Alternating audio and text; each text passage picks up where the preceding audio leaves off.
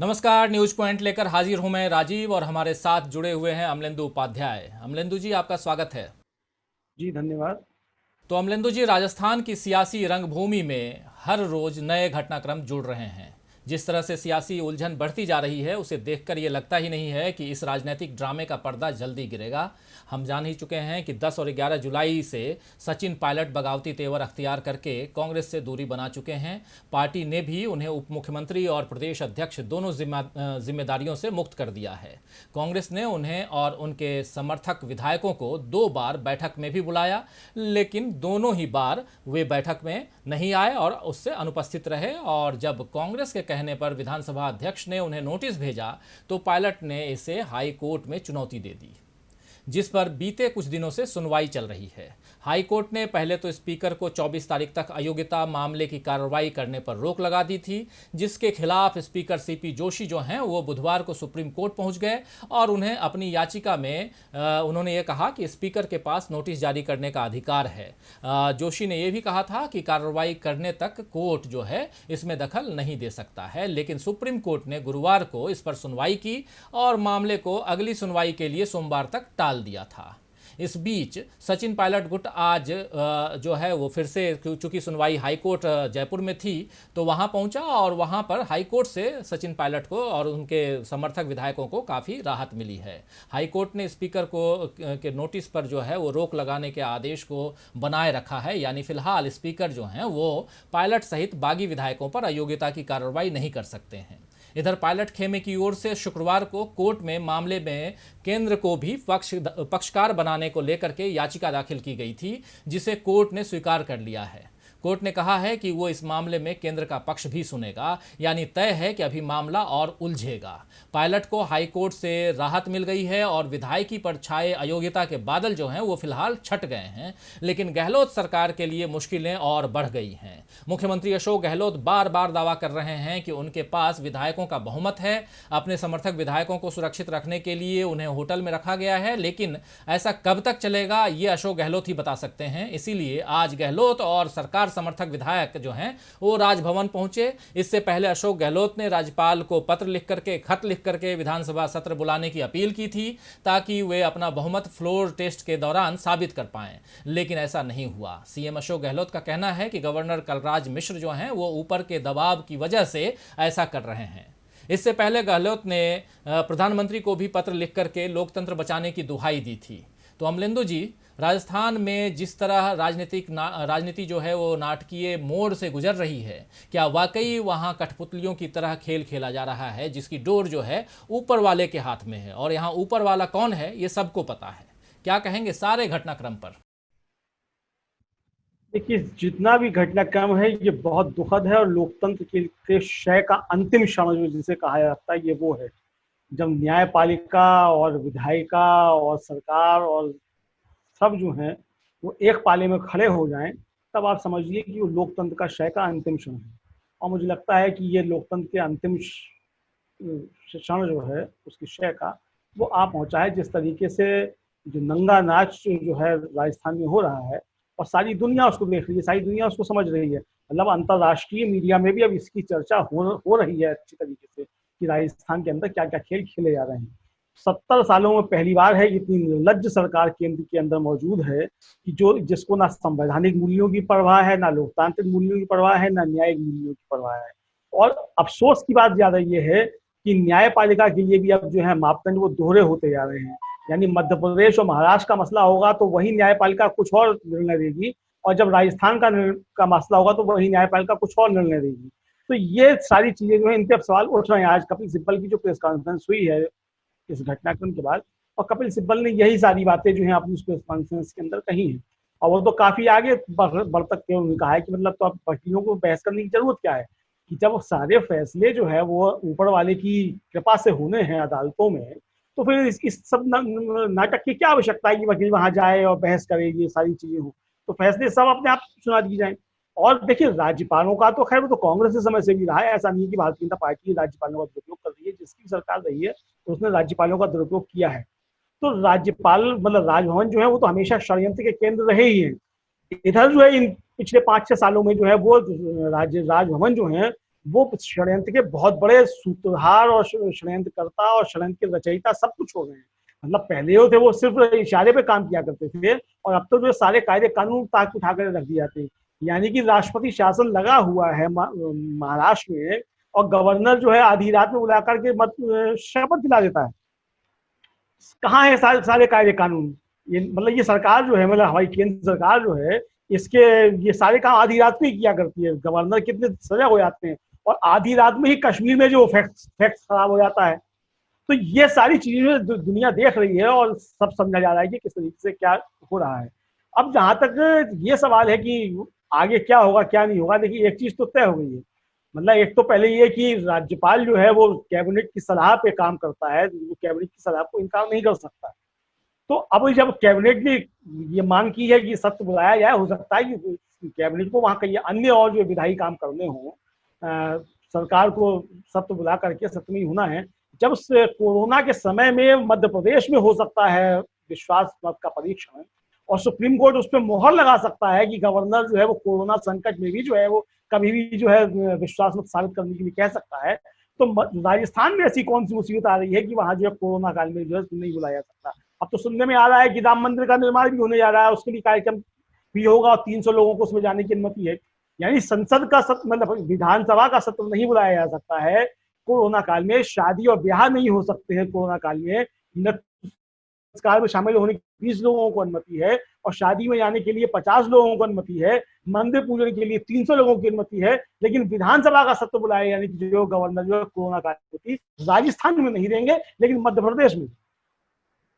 तो ये जो घटनाक्रम सारे हो रहे हैं, इसको सारी दुनिया देख और समझ रही है। और मुझे लगता है कि सचिन पायलट जो है बुरी तरीके से बेनकाब हो गए हैं। वो कुछ भी कहें कि वो भाजपा में नहीं जा रहे हैं, ये भाजपा के इशारे नहीं है। सारी दुनिया देख रही है कि वो किसके इशारे पे क्या कर रहे हैं। और मुझे लगता है कि वो किसी भी दबाव में हो, चाहे वो आर्थिक दबाव हो, चाहे राजनीतिक दबाव हो, चाहे सीबीआई ईडी का डर हो, जो भी हो, बहरहाल उनके साथ जो भी समस्या हो, वो समस्या हो सकती है, उनकी जायज समस्या हो सकती है कि उनको डर सता रहे हो, केंद्र सरकार का दबाव हो हर तरीके से। लेकिन उनको ये चीजें अब चूंकि अब ये चीजें पब्लिक डोमेन में आ चुकी हैं, और जी अगर वो भारतीय जनता पार्टी से मिले हुए नहीं है जैसा कि वो कह रहे हैं, तो उनको सामने आकर के साफ साफ कहना चाहिए कि मुझ पर जो है भारतीय जनता पार्टी जो है ये प्रेशर डाल रही है, मैं इसलिए ये कर रहा था।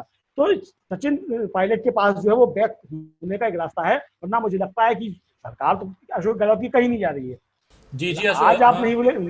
जी अमलेंदु जी, जी अमलेंदु जी, कुछ सवाल और भी हैं कि अशोक गहलोत जो हैं वो बार बार बहुमत का दावा कर रहे हैं, जैसा आप कह भी रहे हैं कि उनकी सरकार नहीं जा रही है, और वो फ्लोर टेस्ट लेकर के भी काफ़ी कॉन्फिडेंट नजर आ रहे हैं, जबकि विपक्षी भाजपा जो है वो फ्लोर टेस्ट की बात फिलहाल नहीं कर रही है। इसके पीछे की राजनीति क्या हो सकती है? क्या अशोक गहलोत खेमे पर अभी और प्रहार होंगे भाजपा की ओर से या सचिन पायलट गुट की ओर से? क्या उन्हें और कमज़ोर करने की कोशिश की जाएगी? उसके बाद बहुमत परीक्षण की बात की जाएगी, जैसा आपको याद हो कि कर्नाटक में हुआ था।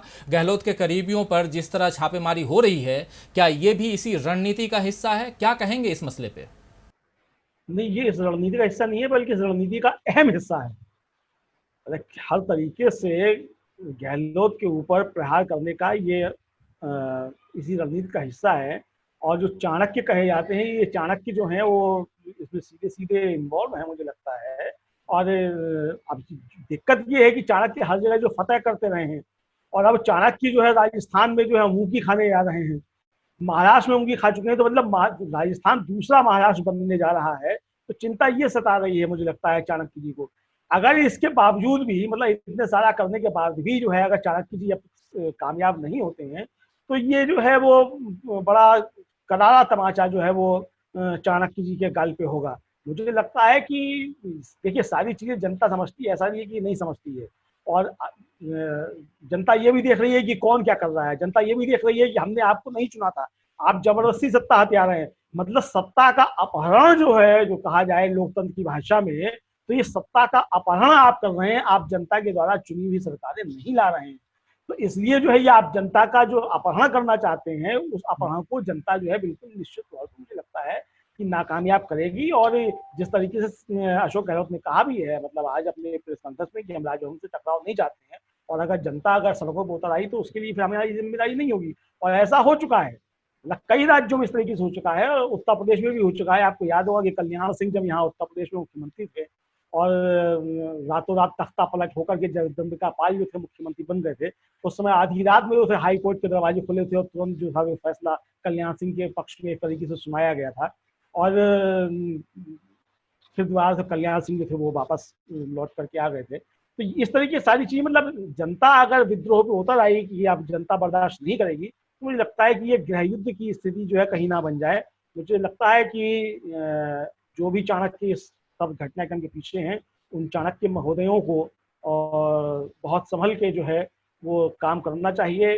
सत्ताएं आती जाती रहती हैं जी आज सत्ता आ भी जाएगी तो फिर चली जाएगी, इसलिए जो है जनता सर्वोपरि है लोकतंत्र में, और जनता के मत का अपमान जो है वो किसी भी कीमत पर नहीं किया जाता। जी अमलेंदु जी, लेकिन अशोक गहलोत जो हैं वो तो लगातार अपना पक्ष रख रहे हैं, अपनी जीत के दावे भी कर रहे हैं, लेकिन सचिन पायलट खामोश बने हुए हैं और चुपचाप अपने पत्ते चल रहे हैं। इतना होने के बाद भी कांग्रेस ने उन्हें पार्टी से नहीं निकाला है, इसकी क्या वजह हो सकती है? क्या कांग्रेस जो है वो गहलोत के सामने पायलट को लाकर शक्ति संतुलन बनाए रखना चाहती है, और क्या गहलोत इसी वजह से पायलट को बाहर करना चाहते हैं कि उनके बाद राजस्थान में उन्हें चुनौती देने वाला कोई कांग्रेसी नेता ही नहीं होगा? इस तरह की अंदरूनी खींचतान में पार्टी को ही नुकसान हो रहा है, तो क्या ये बेहतर नहीं होता कि आला कमान जो है कोई कड़ा फैसला तुरंत ले लेता? देखिए, मुझे लगता है कि आला कमान भी अब ये शायद तय कर चुका है कि सचिन पायलट जो बहुत कर चुकी है और अति जो है वो पार हो गई है, तो सचिन पायलट को अब जो वो ठीक कर दिया जाए, मुझे जो लगता है।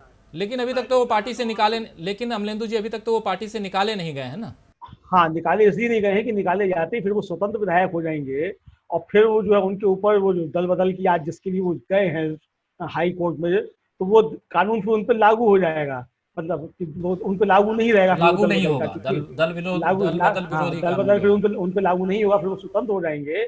और इसलिए जो है हाईकमान उनको जो है वो निकालेगा नहीं। मतलब हाईकमान भी जो है वो हर संभव कोशिश ये करेगा कि सचिन पायलट की राजनीति जो है वो उनके ही पाले में जाकर के खत्म हो। सचिन पायलट ने जो आत्मघाती कदम उठाया है, सचिन पायलट ही उसके लिए जिम्मेदार हो, और आत्मघाती कदम से सचिन पायलट को ही नुकसान पहुंचे।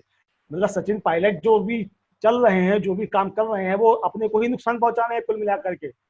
कल को अगर मान लीजिए भारतीय जनता पार्टी में चले भी जाते हैं, तो एक तो उनकी हैसियत सामने आ गई है निकल करके, तो भारतीय जनता पार्टी में भी उनकी हैसियत क्या होगी वो समझा जा सकता है।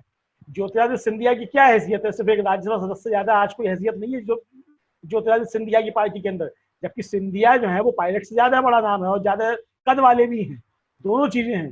तो पायलट जो है वो किसी भी तरीके से भारतीय जनता पार्टी के अंदर सर्वाइव नहीं कर पाएंगे, ये बात पायलट को समझना चाहिए। लेकिन मुझे लगता है ये पायलट के सामने मजबूरी जो है वो बहुत ज्यादा बड़ी है कि वो अपना राजनीतिक कैरियर जो है दांव पे लगाने को तैयार हो गए हैं और भारतीय जनता पार्टी के इशारों पे खेल रहे हैं। अब ये मजबूरी क्या है? ये मजबूरी तो सचिन पायलट बता सकते हैं, जिसके लिए उनको सामने आना पड़ेगा।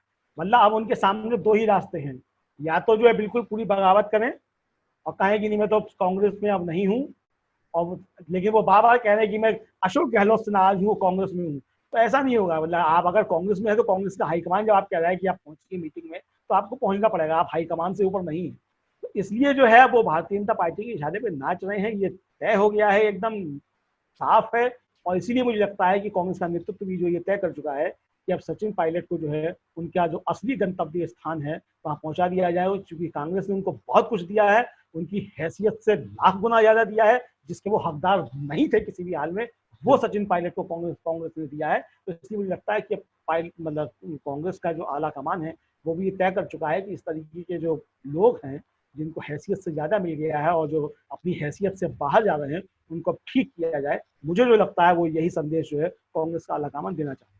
जी अमलेंदु जी, तो राजस्थान का ऊंट जो है वो किस करवट बैठेगा ये देखना अभी बाकी है, और साथ ही सचिन पायलट और अशोक गहलोत की लड़ाई राजस्थान के विकास में कितना अड़ंगा लगाती है ये भी आने वाला वक्त बताएगा।